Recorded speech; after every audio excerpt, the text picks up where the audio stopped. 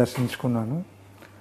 అప్పుడు మీరు నన్ను అడిగారు, ఇది ధ్యానంలోకి ఎలా వచ్చారు, ఇది మంచిది కాదు అని మీరు అన్నారు. నేను అన్నీ తెలుసుకుని వచ్చానన్నాను. దాని తర్వాత కంటిన్యూగా ధ్యానం చేస్తూనే ఉన్నాను సార్. మీరు చేసే ధ్యాన ప్రచారం ముందు మేము 24 అవర్స్ లాగా మీలాగా చేయలేకపోతున్నాము.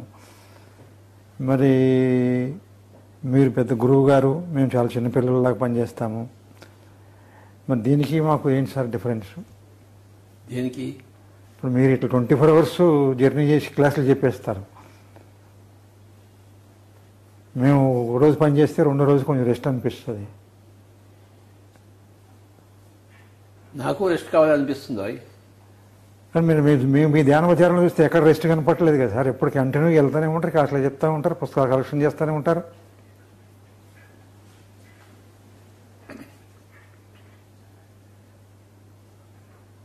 నేను సమయం వేస్ట్ చేయను, సమయాన్ని ఉపయోగించుకుంటాను.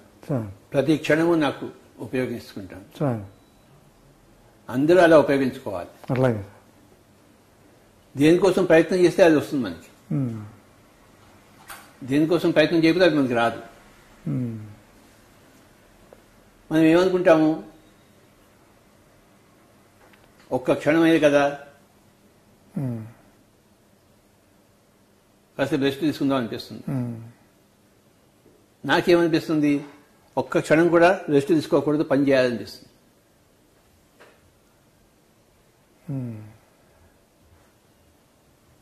రెండు కరెక్టే, పని చేయడం కరెక్టే, రెస్ట్ తీసుకోవడం కరెక్టే. కనుక అందులో పెద్ద తేడా నాకేం కనపడలేదు. మీరు రెస్ట్ తీసుకోకుండా ఇప్పుడు పని చేస్తూనే ఉంటారు కదా సార్.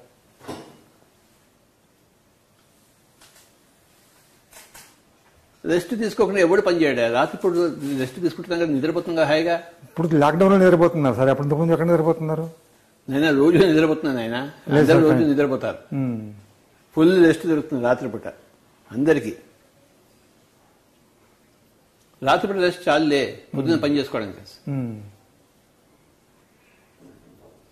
రాత్రిపూట నిద్రపోతే పొద్దున హాయిగా పని చేసుకుంటాం.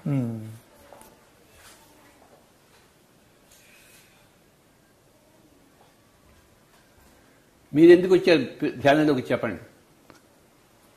ధ్యానం నాకు లలిత ప్రసాద్ గారు దీనికి ధ్యానం గురించి పరిచయం చేశారు సార్. ధ్యానం బాగుంటుంది రావయ్య అంటే, నేను బాగానే ఉన్నాను కదా అని చెప్పేసి ఇది అవసరమా అన్నట్టుగా లేదు, నువ్వు ధ్యానం చేసి చూడు, ఒక వారం రోజులు చెయ్యి, దాని తర్వాత నీకే తెలుస్తుంది అన్నారు. సరే ఏది బాగానే ఉందని చెప్పేసి ఫస్ట్ డే నేను ఒకటే రోజు క్లాస్కి వెళ్ళాను, ఫుల్ డే క్లాస్ సార్. ఆ రోజే నేను ధ్యానంలో ఎక్కడికో వెళ్ళిపోవటం, తెలుసుకోవటం. దాని తర్వాత నేను ఇమ్మీడియట్గా దీని గురించి డీప్గా తెలుసుకుని, అప్పుడు దాకా నేను డైలీ పూజ చేసేవాడిని. ఆ రోజు నుంచి నేను పూజ మానేశాను. దేవుడు పూజ ఎందుకు మానేసావయ్యా? నాకు చేయాలనిపించలేదు సార్. అంతకుముందు ఎందుకు చేసావు పూజ? పెద్దవాళ్ళు చెప్పారు, చేశాను. మా ఫాదర్ చెప్పాడు, దేవుడు ఉన్నాడు, స్నానం చేసి కడిగిలిచి దండం పెట్టుకో, అంతవరకే మనకు చెప్పింది వాళ్ళు. అది ఎందుకు చేయాలి ఏమిటని తెలియలేదు. మా మ్యారేజ్ అయిన తర్వాత మా మేడం నేర్పించడం అవన్నీ రావడంతో పూజా విధానం బాగా పెరిగిపోయింది. ఆ పూజా విధానం చేయంగా మీద ధ్యాన మార్గంలోకి వచ్చారని అనుకుంటాను సార్. ఇప్పుడు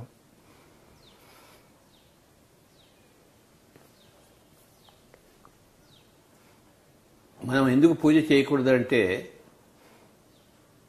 మనమే దేవుళ్ళం. మన పూజ ఎప్పుడు చేస్తున్నాము?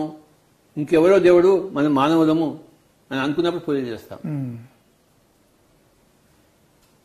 పూజ చేస్తున్న కొద్దీ మనం మానవులమే, పక్క వాళ్లే దేవుళ్ళు అనే ఆ భావం బలం అవుతూ ఉంటుంది. అందుకే స్వామి దయానంద సరస్వతి ఏం చెప్పారంటే, పూజ మెట్టు కాదు అగడతా అన్నాడు. ఆయన అది అగడతాది అంటే నిన్ను అజ్ఞానంలో తోసేస్తుంది. ఏమిటి అజ్ఞానము? వాళ్ళెవరో దేవుడు, రాముడు కృష్ణుడు దేవుడు, నువ్వేమో మామూలు మనిషి అని చెప్పేసి. అందరూ ఒకటే. కానీ ఆ పూజాభావం వల్ల ఏమవుతుందంటే, మనం ఇంకా మనల్ని మనం తక్కువ చేసుకుంటాం. మనల్ని మనం తక్కువ చేసుకుంటాం కనుక అది వద్దు అన్నాడు స్వామి దయానంద సరస్వతి. నిన్ను నువ్వు ఎప్పుడు ఎక్కువ చేసుకోవాలి, నిన్ను నువ్వు తక్కువ చేసుకోకూడదు. నువ్వు పూజ చేస్తున్నావు అంటే నిన్ను నువ్వు తక్కువ చేసుకుంటున్నావు. నువ్వు ఎందుకు పనికిరాని వాడివి, నువ్వు చెత్త వెదవు, వాడేమో దేవుళ్ళు వాళ్ళు నీకు అనుగ్రహించాలి, అప్పుడే నీకు జరుగుతుందని చెప్పేసి. ఇది మనల్ని మనం తక్కువ చేసే విధానం. నీకే కాదు, నాకు కూడా చిన్నప్పటి నుంచి అందరూ పూజలే చెప్పారు. ఈ హిందూ దేశంలో అంత పూజలే ఉన్నాయి. కనుకనే ఆర్య సమాజ స్థాపకుడైన వేద పండితుడైన స్వామి దయానంద సరస్వతి ఒక 150 సంవత్సరాల కిందట ఆర్య సమాజం స్థాపించాడు. ఏమిటి, ఎందుకోసం స్థాపించాడు? పూజలు వద్దు, పూజ అనేది నిన్ను నిర్వీర్యం చేస్తోంది, నేను సవీర్యుని చేయటం లేదు. కనుక నువ్వు ఎవరినైతే పూజలు చేస్తున్నావో ఆ దేవుడే నువ్వు. ఇది మనకి చిన్నప్పటి ఎవరు చెప్పలేదు. నీకు నీ పెద్దలు చెప్పలేదు, నాకు నా పెద్దలు చెప్పలేదు. కానీ ఇప్పుడు మనం మన పెద్దలకు చెప్తున్నాము. ఏం చెప్తున్నాం మనం? పూజ చాలా నిన్ను నువ్వు తక్కువ చేసుకునే స్టేట్, ధ్యానం నిన్ను ఎక్కువ చేసుకునే స్టేట్. పూజ నేను ఎంత తక్కువగా చేస్తుందో ధ్యానం మనల్ని అంత ఎక్కువగా చేస్తుంది. మనం పోయి ఏం చేస్తాము? తిరుపతికి వెళ్ళి వెంకటరమణ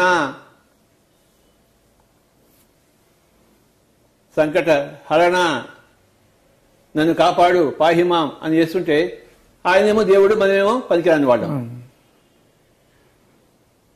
ఆయనేమో పెద్ద దేవుడు వెంకటేశ్వర స్వామి, మనమేమో ఎందుకు చెత్త కాని మనుషులు. కనుక మన పొలో మంది పెట్టేసి అందరు అడుక్కుంటూ ఉంటాం, ఆయన పూజలు చేస్తుంటాం, పొల్లు దండాలు పెడుతుంటాం. ఆయన మనలాంటి మనిషే.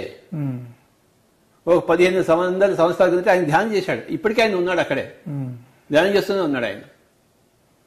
మరి ఆయన చేసినట్టు మనం ఎందుకు చేయలేం? ఒక మనిషి చేసింది ఇంకో మనిషి చేయగలదు కదా. ఒక మనిషి ఎవరెస్ట్ ఎక్కాడయ్యా, ఇంకో మనిషి ఎక్కలేడా? బ్రహ్మాండంగా ఎక్కొచ్చు సార్, ప్రయత్నం చేసి ఎక్కొచ్చు. ఆ మనిషి ఎలా ఎక్కాడో ఈ మనిషి కూడా అలా ఎక్కాలి కదా. అంతేగాని ఆ ఎక్కిన మనిషిని పూజలు చేసుకుంటే నువ్వు ఎవరెస్ట్ ఎక్కావు నాయనా, నువ్వు చాలా గొప్పవాడి, నేను ఎందుకు నా వల్ల కాదంటే ఏమైనా అర్థం ఉందా? అలాగే వెంకటేశ్వర స్వామి ఆయన 100 సంవత్సరాలు దానం చేస్తున్నాడు. నువ్వు గొప్పవాడివి, నువ్వు దేవుడివి, నేను అల్పుడు. నువ్వు ఆ విధంగా నువ్వు కూర్చోవాలి. నువ్వు ఆ వెంకటేశ్వర స్వామి కూర్చున్నట్టు నువ్వు కూడా కూర్చోవాలి. అప్పుడు నిన్ను నువ్వు ఎక్కువ చేసుకుంటావు. ఆయన పూజలు చేస్తుంటే నిన్ను నువ్వు తక్కువ చేసుకుంటున్నావు. నువ్వు ఎన్ని పూజలు చేస్తుంటావో అంత నిన్ను తక్కువ చేసుకుంటున్నావు. అందుకే మన పిరమిడ్ స్పిరిచువల్ మూమెంట్ పూజలకు విరుద్ధము.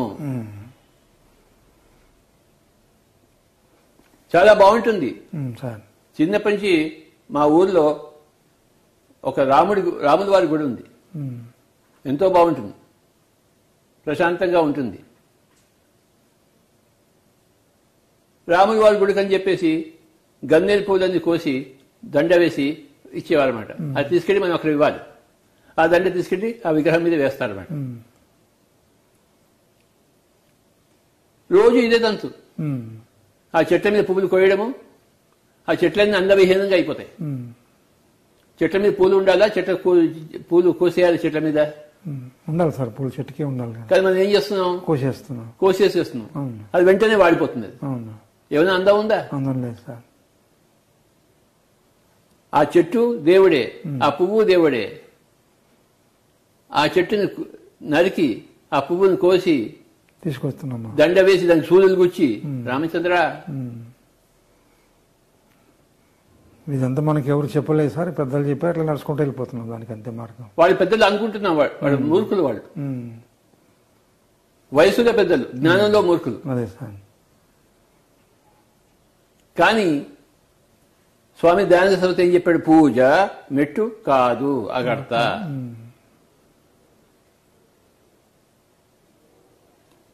ఉత్తర గీతలో శ్రీకృష్ణుడు వారు చెప్పారు. ఏం చెప్పారు చెప్పు? పూజా కోటి సమాన స్తోత్రం. కోటి పూజలైతే ఒక స్తోత్రంతో సమానం. స్తోత్రం అంటే ఏంటి? ఓ రాముడా, నువ్వు గొప్పవాడు, నువ్వు దివ్యలోకం నుంచి వచ్చావు, నువ్వు దైవాచ సంబుద్ధుడివి, నువ్వు అవతారము, నేను మొక్కుతున్నాను, నన్ను రక్షించాలి. స్తోత్రం చేయడం. కోటి పూజలు ఒక స్తోత్రానికి సమానం. అవును సార్. కోటి స్తోత్రాలు ఒక జపానికి సమానం. ఆ? ఒక జపం. ఒక జపం. జపం. రామ్ రామ్ రామ్ రామ్ రామ్ రామ్ అంటే జపం. కోటి స్తోత్రాలు ఒక జపానికి సమానం అని చెప్పాడు. కోటి జపాలు ధ్యానానికి సమానం. ఒక ధ్యానానికి సమానం. చూసారా మరి? అందుకని ధ్యానమే గొప్పది. కనుక మనం ఏం చెప్తున్నాము? పూజలు నువ్వు గొప్ప అనుకున్నావు, కానీ అది గొప్ప కాదు. అది చాలా కనిష్టము.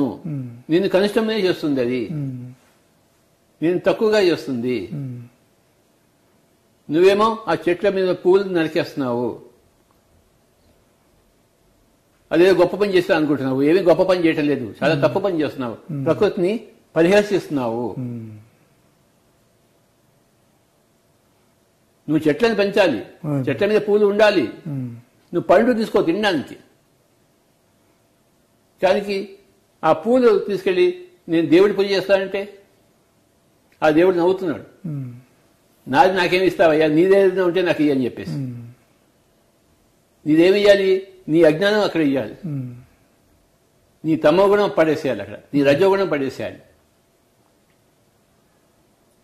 నీ తమోగుణాన్ని నువ్వు అర్పణం చేయాలి, నీ రజోగుణాన్ని అర్పణం చేయాలి. తమోగుణం ఏంటంటే ఆలస్యం, సోమరితనం. రజోగుణం అంటే ఏంటి? నాకే అన్ని తెలుసు అనుకోవడం. ఈ రెండు గుణాలను నువ్వు అర్పించేసేయాలి. ఎవరికి అర్పిస్తున్నావు? నీకు నువ్వే అర్పించుకుంటున్నావు. వాడెవడో లేడు, ఇంకోడు. మనలో ఉన్న దేవుడికి అర్పిస్తున్నాము. మనకి మనం ఏమైనా అర్పించుకుంటామా? సమయం విషయం తెలుసుకోవాలి అంతే. మనం తమోగుణం లేకుండా ఉండాలి. తమోగుణం అంటే పడుకోవడం. నాకు తమోగుణం లేదు, నేను ఎప్పుడు కూడాను పనిచేస్తూనే ఉంటాను. నాకు రజోగుణం లేదు, నాకు అన్ని తెలుసు అనుకో. నేను అన్ని పుస్తకాలు అన్ని చదువుతుంటాను. నేను 1,00,000 పుస్తకాలు చదివాను. ప్రతి ఒక్కరి దగ్గర నుంచి నేర్చుకుంటాను. అందరి నుంచి నేర్చుకునే గుణమే రజోగుణం లేని గుణం. నాకే తెలుసు అనుకుంటే నీకు రజోగుణం ఉంది. నేనే గొప్పవాడు అనుకుంటే నీకు రజోగుణం ఉంది.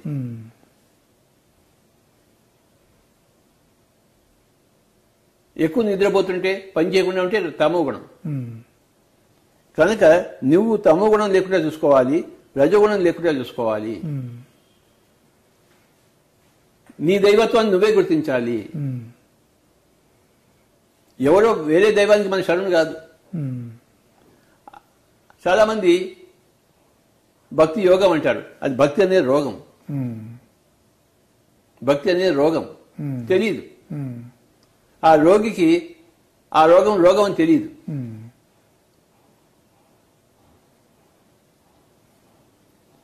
భక్తి రోగము, భక్తి యోగం కాదు.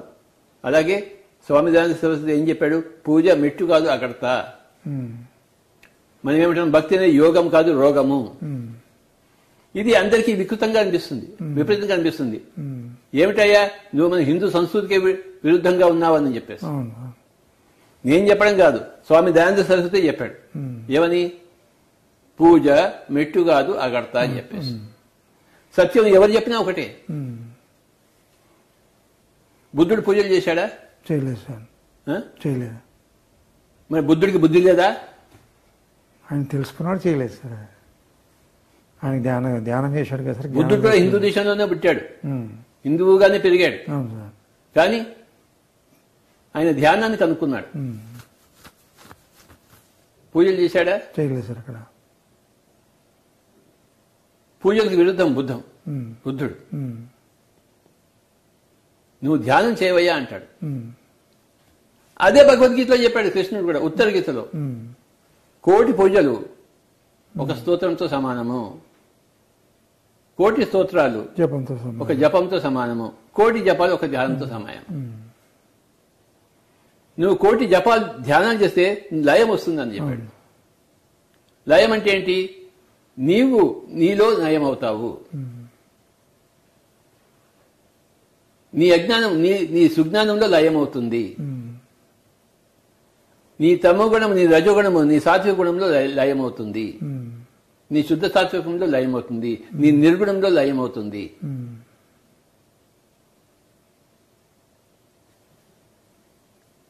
ఎంతో ధ్యానం చేస్తే గాని నువ్వు ఆ లయం పొందవు. శివుడు లయకారుడు అంటారు. అంటారా? అంటే ఏంటి? ఆయన లయం అయిపోయాడు. ఆయన ఇంకో మిగలలేదు, ఆయనగా కూడా మిగలలేదు. ఆయన లయం అయిపోయాడు, తనలో తాను లయం అయిపోయాడు. మనం దేంట్లో లయం అవుతాం? డబ్బులో లయం అవుతాం. వాడు నన్ను సరిగ్గా చూస్తున్నాడో లేదా అని లయం అవుతాము. పెళ్ళ మీద లయం అవుతాం, మొగుడి మీద లయం అవుతాం, పిల్లల మీద లయం అవుతాం, ప్రపంచంలో లయం అయిపోతాం, మాయలో లయం అవుతాం. శివుడు మాయలో లయం అయ్యాడా? లేదు సార్, కాలేదు. మరి దేంట్లో లయం అయ్యాడు? అంత ధ్యానంలో, తనలో తాను లయం అయ్యాడు.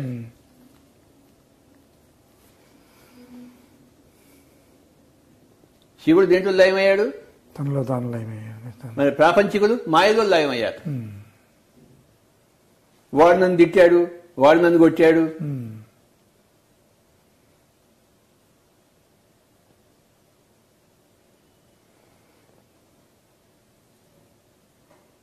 ఇవాళ పొద్దున్నే ఒకరిని తిట్టిన ఒకరిని కొట్టి వచ్చాను నేను. ఇవాళ పొద్దునే నేను తిట్టాను, నేను కొట్టాను చెప్పి వాడు బాధపడితే వాడు ఇంకా మాయలో ఉన్నాడు అనమాట. అర్థమైందా? నేను ఎప్పుడైనా కొట్టాను? నేను చాలా సార్లు కొట్టారు సార్. కొట్టానా? చాలా సార్లు కొట్టారు. అబద్ధం ఆడకాయ నువ్వు.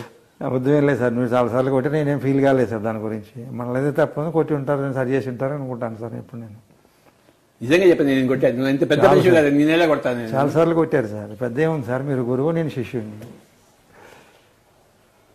నువ్వు బాధపడ్డావా? నేను ఎప్పుడు బాధపడలేదు సార్. నేను ధ్యానం తెలుసుకున్నాను, ధ్యానం చేశాను అని తెలుసుకున్నాను. నువ్వు బాధపడితే మాయలో లయం అయినట్టు నువ్వు. నేను ఎప్పుడు బాధపడలేదు సార్. నువ్వు బాధపడితే నీలో నువ్వు లయం అయినట్లు లెక్క.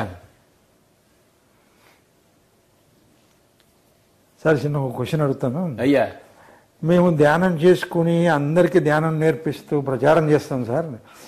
40 రోజులు క్లాసులు పెట్టినప్పుడు స్టార్టింగ్ 150 మంది వస్తారు. 41 రోజుల తర్వాత 10 మంది, 20 మంది, 30 మంది దాకా ఉంటారు. ఇట్లా జరుగుతుంటుంది. ఏదో ఇమ్మీడియట్గా తెలుసుకోవాలని చెప్పేసి ఏదో మనకి ఏటీఎం కార్డు పెట్టిన డబ్బులు రావాలన్నట్టుగా ఆలోచిస్తారు, తర్వాత డ్రాప్ అయిపోతారు. ఎందుకు సార్ జనాల కారణం ఇది? బాబు, అందరు నీలా ఉండరయ్యా. భగవద్గీతలో ఒక శ్లోకం ఉంది, మనుష్యాణం సహస్రేషు కశ్చిత్ యతతి సిద్ధయే యతతామపి సిద్ధానాం కశ్చిన్ మాం వేత్తి తత్వతః. అంటే వేల కొద్ది మనుషుల్లో కొంతమందికి పర్ఫెక్షన్ కావాలి. అలాంటి కొద్ది మనుషుల్లో కొంతమంది లయం అయిపోతారు, తమలో తాము చేరిపోతారని చెప్పాడు. కనుక నువ్వు పర్ఫెక్షన్ కోసం ఉన్నావు కనుక నువ్వు అందులో ఉన్నావు. అందరూ మెల్లిగా వస్తారు, తొందర ఏముంది? ఈ జన్మలో గత ఇంకో జన్మలో వస్తారు. నువ్వు గత జన్మలో ధ్యానం అయ్యావా? మరి అప్పుడు ఎందుకు కాలేదు నువ్వు? చెప్పేవాళ్ళు ఎవరు లేకపోవడం. మరి నువ్వు గత జన్మలో ఉన్నట్టే ఇప్పుడు వాళ్ళు ఈ జన్మలో ఉన్నారు. తేడా ఏముంది? వాళ్ళు వచ్చే జన్మలో అవుతారు, ఏమీ పర్వాలేదు నాయన. వచ్చిన వాళ్ళు వచ్చినట్టు లెక్క, రాని వాళ్ళు వస్తారని లెక్క. ఈ జన్మలో రాని వాళ్ళు వచ్చే జన్మలో వస్తారు, ఆ జన్మలో రాకపోతే ఇంకో జన్మలో వస్తారు. పైలోకంలో సమయమే లేదు. ఈ కింది లోకంలో సమయం ఉంది, పైలోకంలో సమయం లేదు. ఇలా అంటే ఒక జీవితం అంతా అయిపోతుంది. జీవితం క్షణభంగురము అన్నారు. ఆ పైలోకాల్లో క్షణమే అది. ఈ మనం ఇంత పెద్ద జీవితం ఆ పైలోకంలో ఒక క్షణం కూడా కాదు అది. కనుక వాళ్ళకి ఆలస్యము, లేటు ఇవన్నీ ఏమి లేవు. మనకి ఇక్కడ ఉన్నాయి ఇవన్నీ. వాడు ఇంకా రాలేదే ధ్యానంలో అని చెప్పేసి పైన వాళ్ళకి ఇవన్నీ హాస్యాస్పదాలు. సమయం అనేది లేదు పైలోకాల్లో. ఈ భూలోకంలో సమయం ఉంది కనుక తొందర ఏం లేదు నాయన. ఇవాళ కాకపోతే రేపు, రేపు కాకపోతే ఎల్లుండి. ఇక్కడ ఈ భూలోకంలో ఎల్లుండి, రేపు. ఆ పైలోకంలో క్షణం కూడా కాదు అది. కనుక నువ్వు ఎన్ని జన్మలైనా తీసుకో, ఎంత కాలమైనా తీసుకో, నీ ఆట నువ్వు ఆడుకో అని చెప్తుంది సృష్టి. ఏమీ తొందర లేదు నాయన. 3 ఉన్నాయి. తొందర లేదు, నో హరి. రెండవది నో వరి. వరిని తెలుగులో ఏమంటారు?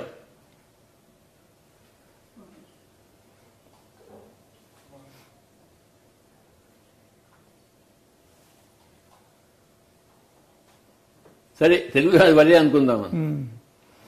No hurry, no worry, no wastage of time.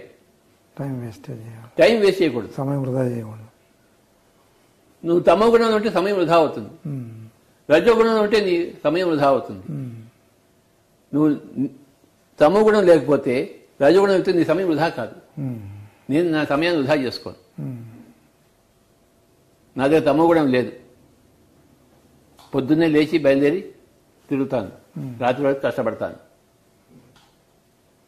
అందరి దగ్గర నేర్చుకుంటాను. నేను నేర్చుకునే తత్వం నాది. రజోగుణం లేదు నాకు. నేను మాయలో లీనం కాలేదు, నాలో నేను లీనం అయ్యాను. ఎవడు తిట్టినా కొట్టినా నాకేం పర్వాలేదు.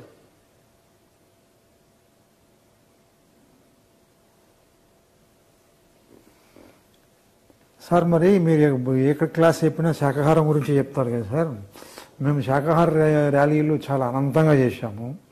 ఇప్పుడు ఒక 120 పైన చేసి ఉంటాను నేను తిరిగి.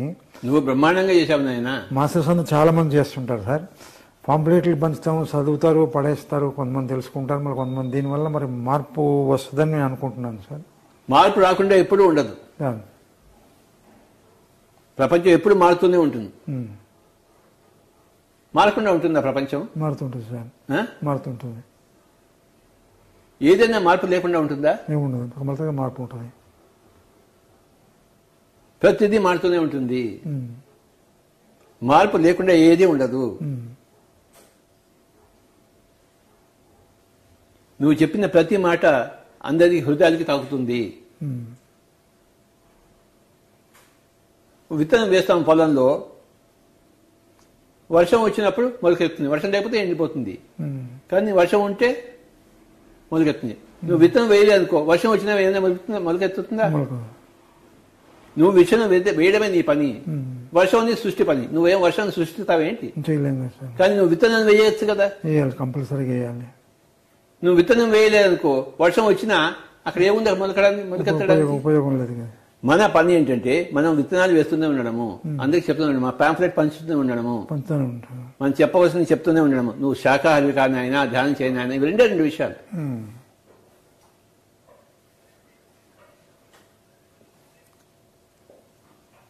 ధర్మాన్ని ఆచరించు, సత్యాన్ని తెలుసుకో.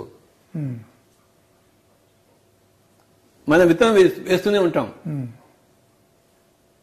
నేను 40 సంవత్సరాల నుంచి విత్తనం వేస్తుండడం వల్ల కదా ఇన్ని మొక్కలు వచ్చాయి. సార్, మీరు వేస్తున్నారు, మీరు చెప్తున్నారు, మేము వింటానే ఉన్నాం సార్. మరి ప్రపంచం అంతా వింటుంది ఇంకొక 10 సంవత్సరాల్లో. మనం విత్తనం వేయకపోతే లాభం లేదు. విత్తనాలు వేస్తూనే ఉండాలి. అవి మొలకెత్తుతాయా లేదా మనకు అనవసరం. వాటి సమయం వచ్చినప్పుడు అది మొలకెత్తుతుంది. ప్రతిదానికి సమయం వస్తుంది, రాకుండా ఉంటుందా? తప్పకుండా. నీకు వచ్చింది కదా. వచ్చింది సార్. నువ్వు చిన్నప్పుడు అనుకున్నావా నువ్వు ఇలా వస్తావని? తెలియదు సార్, నాకు ఎవరు చెప్పలేదు, తెలియదు సార్. నీకు తెలిసినాక ఇంకా నేను ఆగలేదు. నువ్వు తెలిసినప్పటికీ నువ్వు ఎన్ని విత్తనాలు చల్లావు? కొన్ని వేలు చల్లి ఉంటారు సార్. కొన్ని లక్షలు చల్లి ఉంటావు. ఉండొచ్చు సార్, ఉండొచ్చు సార్. కొన్ని లక్షలు చల్లి ఉంటావు నాకు తెలిసి. ఉండొచ్చు సార్. అలాగే ప్రతి పిరమిడ్ మాస్టర్ కూడా సార్ కొన్ని లక్షలు జల్లి ఉంటాడు కదా. పక్కా జల్లి ఉంటారు సార్.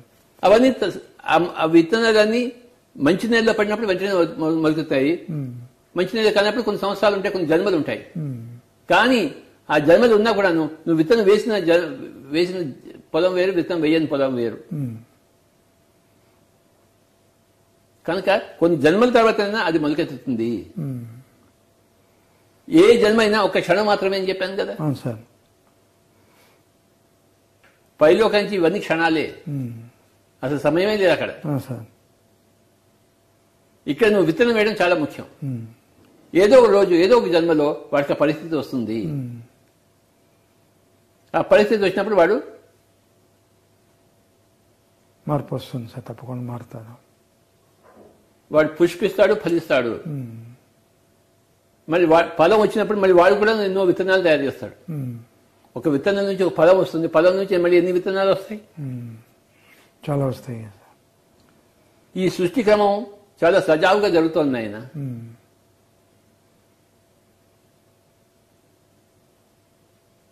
ఉర్దూలో ఒక స్టేట్మెంట్ ఉంది, ఖుదాకి దునియా మే నా దేర్ హై నా అంధేర్ హై. అంటే దేవుని రాజ్యంలో ఆలస్యం అనేది ఎక్కడా లేదు, అంధకారం అంతకన్నా లేదు. నువ్వు ఇది ఆలస్యం అనుకున్నావని అంధకారం ఉందా అనుకుంటే అది భూలోకం నుంచి దృష్టి, అది పైలోకం దృష్టి అయితే అక్కడ వేరు ఆలస్యం లేదు, అంధకారం లేదు, అన్ని సజావుగా జరుగుతున్నాయి. ఎవరికి ఎలా జరగాలో అలా జరుగుతోంది. ఎవడు ఏ స్థితిలో ఉంటాడో ఆ స్థితిని పొందుతున్నాడు, ఆ కార్యక్రమాలు చేస్తున్నాడు. అందరూ దేవుళ్ళే కదా, నువ్వు ఒకటి దేవుడివి, అందరూ ఉన్నారు. మరి అందరూ దేవుడు లేనప్పుడు వాడి ఇష్టం ప్రకారం వాడు జీవించాలి కదా. అంతే సార్. నీ ఇష్టం ప్రకారం ఇంకోటి జీవించాలా? లేదు సార్, ఎవరి ఇష్టం వాడిదే కదా సార్. మరి అలాంటప్పుడు నువ్వు ఇంకా ఎందుకు బాధపడుతున్నావు? మరి వాడు ఇంకా రాలేదే అని చెప్పేసి విధానంలోకి వాడి ఇష్ట ప్రకారం వాడు చేస్తున్నాడు, నువ్వు సంతోషించాలి. వాడి ఇష్ట ప్రకారం నువ్వు చేస్తున్నందుకు వాడు నువ్వు సంతోషించాలి, నువ్వు ఏడవాలా, నువ్వు సంతోషించాలి. మరి అంతే, వాడు తాగుతున్నాడు, వాడు తింటున్నాడు, మాంసం తింటున్నాడు, తిని ఎన్ని రోజులు తింటాడు, ఏదో ఒక రోజు మార్పు వస్తుంది. మార్పు అనేది సహజం కదా. మార్పు అనేది సహజమైనప్పుడు వాడు ఎన్ని రోజులు తింటాడు, ఎన్ని రోజులు ఇంకా పాపాలు చేస్తాడు? ఆ పాపాలు కర్మలు ఉంటాయా లేవా? కంపల్సరీ అనుభవించి వాడికి నేను వద్దురా బాబు పాపం అంటాడు. అంటాడు పక్కా అంటాడు. తాగి తాగి తాగి లివర్ అంతా పాడైపోయి ఇంకా వద్దురా బాబు అంటాడు. ఏదో ఒక రోజు మార్పు వస్తుంది. సిగరెట్ తాగి తాగి ఊపిరితిత్తులన్నీ పోయి బాధలు పడి ఏమంటాడు వాడు? వద్దురా బాబు అంటాడు. అంటాడా? అంటాడు. ఏమంటాడు చెప్పు? వద్దు బాబు అంటాడు. వద్దురా బాబు అంటాడు. ఆ పరిస్థితి వస్తుందా లేదా? వస్తుంది సార్, తప్పకుండా వస్తుంది. రాకుంటే ఎవరికైనా ఉంటుందా? ఎవరికీ ఉండదు సార్. వద్దురా బాబు అంటాడు. అప్పుడు పైలోక వాసులు ఏమంటారు? తథాస్తు అంటారు. వద్దులే ఇంక చాలే అంటారు. నేను ఇంకా తాగలినప్పుడు తథాస్తు అంటారు, తాగునాయన అని చెప్పేసి. ఎందుకంటే నీ ఇష్ట ప్రకారం నువ్వు చేయాలి కదా. అవును సార్. పైన ఉన్న వాళ్ళు తథాస్తు దేవతలు అంటారు. తథాస్తు అంటే ఏమిటి? ఆశీర్వాదం లాంటిది కాదు. కాదు, తథా ఆ విధంగానే ఉండు. తథాస్తు అంటే ఆ విధంగానే ఉండు. నేను తాగాలి, ఆ విధంగానే ఉండు. నేను వాడిని చంపాలి, పొడవాలి, ఆ విధంగానే చేయి. పొడు, చంపు, నరుకు, నీ కోరిక నువ్వు తీర్చుకో, దాని ఫలితం అనుభవించు.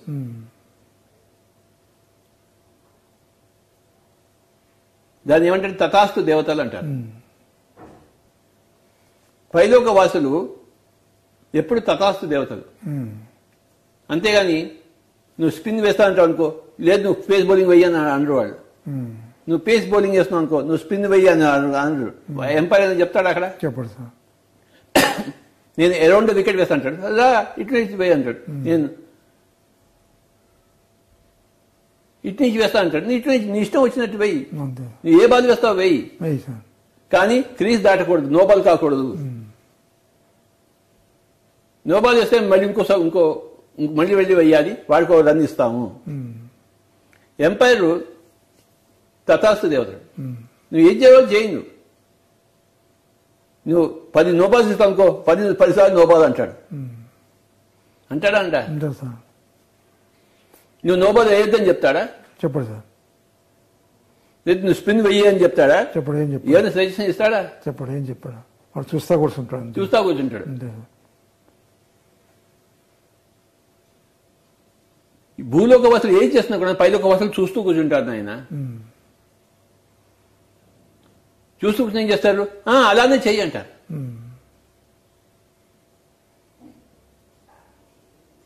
నువ్వు మొగుడిని వదిలిపెట్టేసారా? వదిలిపెట్టేసే అంటారు. పెళ్ళాన్ని వదిలిపెట్టేసేవా? వదిలిపెట్టేసే అంటారు. నువ్వు ఆత్మహత్య చేసుకుంటావు అనుకున్నాను, అందరు పురుగు మందు లాగి చేసుకోను ఆయన అంటారు. వాళ్ళు ఎవరు? నువ్వు చాపారా? ఆపాలి కదా. మరి వీడు పిచ్చి పని చేస్తుంటే వాళ్ళు ఆపాలి కదా. అప్పుడు కదా సార్. వాడు నోబాల్ చేస్తుంటే ఎంపైర్ ఆపాలి కదా. ఆపుతాడా? వేసుకో, నోబాల్ వేసుకో అంటాడు. ఇలా చూస్తుంటాడు వాడు. వాడు తీసి దాటాడా కదా. నోబాల్ ఇలా అంటాడు, అంతే. నువ్వు ఆత్మహత్య చేసుకున్నావు అనుకో, చేసుకొని ఇస్తాడు. చేసుకొని చెప్తాడు నువ్వు ఇంకో జన్మ ఎత్తాలి దీనికోసం. ఒక జన్మ నువ్వు ఫెయిల్ అయిపోయావు, నువ్వు వేసిన నో బాలే అది, నీ కౌంట్ కాలేదు, నువ్వు ఇంకో బాల్ వేయాల్సిందే అంటాడు. ఈ జన్మ నీ కౌంట్ కాలేదు, నువ్వు ఆత్మహత్య చేసుకున్నావు కదా అంటే క్రీస్ దాటావు, దీనికంటే ఇంకో జన్మ ఎక్స్ట్రా జన్మ వస్తుంది నీకు. సార్ ఇప్పుడు చాలా మంది పిరమిడ్లు కట్టారు సార్. నేను చాలా ఊర్లలో చూశాను, సిటీలో చూశాను. కట్టేసి దానికి ధ్యానం చేయకుండా కూడా వదిలేసినవి ఉన్నాయి. కొంతమంది కడదామని రెడీ అయితే భార్య వద్దంటాం, భర్త వద్దంటాం, ఇది జరుగుతుంది. ఎవరు ఏది చేసినా ఒకటే నాయన, వాడు ఎలా చేసా ఇలా చేసా నీకెందుకు గోలా. ఇప్పుడు కడదామని ముందుకు వస్తారు సార్, వెనకాల ఎవరు లాగేస్తారు, ఆగిపోతున్నాయి అట్లానే. బాబు ఇంకో జన్మలు తీసుకుంటారు, తొందర ఏమిటి నీకు? నీకు తొందర ఏమిటాయా? వాళ్ళు ఇలా ఉండాలి అలా ఉండాలి, నీకెందుకు గోలా? నువ్వు చేసే పని చెయ్యి,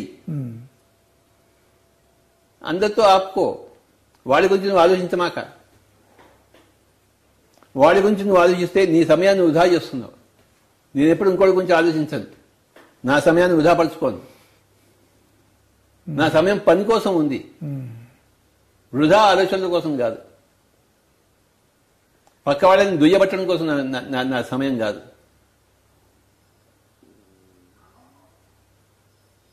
నువ్వు పక్క వాళ్ళ గురించి ఏడవడం మానేసి నువ్వు మానేస్తావా?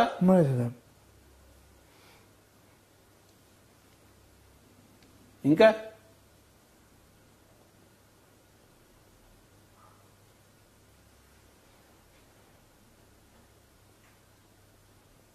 నువ్వెందుకు పిరమిడ్ కట్టావా? పిరమిడ్ కట్టాలంటే మేము ధ్యానం చేస్తున్నాం, బాగా నా దాకా ఎనర్జీ తీసుకోవాలి. మా మేడం పిరమిడ్ కడదామన్నది.